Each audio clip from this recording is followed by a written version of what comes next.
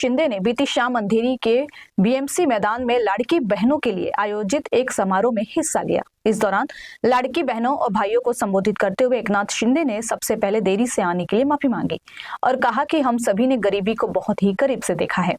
मुख्यमंत्री बनने के बाद हमने लाड़की बहन योजना शुरू की है और ये योजना कभी बंद नहीं होगी। शिंदे का यह समारोह इसलिए खास था क्योंकि हाल ही में करीब 70 लाख लाड़की बहनों के नाम हटा दिए गए हैं। लाड़की बहनों के अलावा एकनाथ शिंदे ने 10वीं और 12वीं में अच्छे नंबरों से पास स्टूडेंट को भी सम्मानित किया। शिंदे ने आगे कहा कि सरकार जरूरतमंदों की मदद करने के लिए हमेशा तैयार है।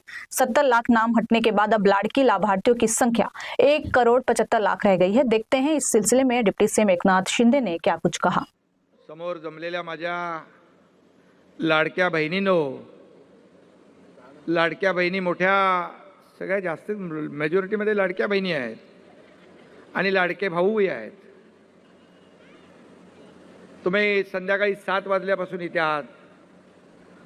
मला यायला उशीर झाला त्याबद्दल आपली दिलगिरी व्यक्त करतो। खरं म्हणजे आज या ठिकाणी महासागर जनसागर लोटला आहे। तुमच्या सगळ्यांच्या चेहऱ्यावर येताना पाहायला मी एक आनंद पाहतोय, याचं समाधान मला आहे। आणि तुमने पुकारा और हम चले आए असं गाणं आहे ना, मुर्जी काका ने पुकारा और मैं यहाँ चले आया। मुर्जी कुठे आहे? आणि आज लाडक्या बहिणींच्या खऱ्या अर्थाने या कार्यक्रमाला यायला मला अतिशय आनंदही होतोय, कारण शेवटी या महाराष्ट्रातल्या करोडो लाडक्या बहिणींचा लाडका भाऊ ही ओळख एकनाथ शिंदेला तुमच्यामुळे मिळाली। ही सर्व पदांपेक्षा मोठी आहे आणि म्हणून मी आपल्याला सांगतो, त्यावेळेस मुख्यमंत्री असताना मुख्यमंत्री लाडकी बहीण योजना आपण सुरू केली। आम्ही देखील गरिबी पाहिली आहे, आमच्या आईची पत्नीची काटकसर पाहिली आहे आणि त्यावेळची परिस्थिती देखील पाहिली आणि म्हणून मुख्यमंत्री झाल्यानंतर मुख्यमंत्री माझी लाडकी बहीण योजना आपण सुरू केली। त्याचा उदय आणि जन्म त्यावेळेस झाला। आणि आपल्याला सांगू इच्छितो, कोणी माईकाला आला तरी लाडकी बहीण योजना कधीही बंद होणार नाही।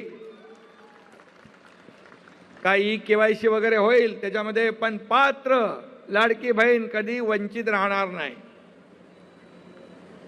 हा शब्द आहे आमचा। मुर्जी काकांनी 25,000 लाडक्या बहिणींच्या बचत गटाचं जाळं निर्माण केलंय।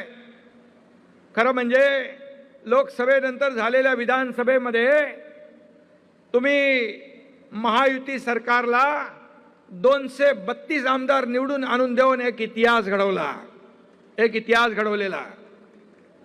महाराष्ट्राच्या इतिहासामध्ये पहिल्यांदा महायुतीला 232 आमदार मिळाले, ते लाडक्या बहिणींच्यामुळे।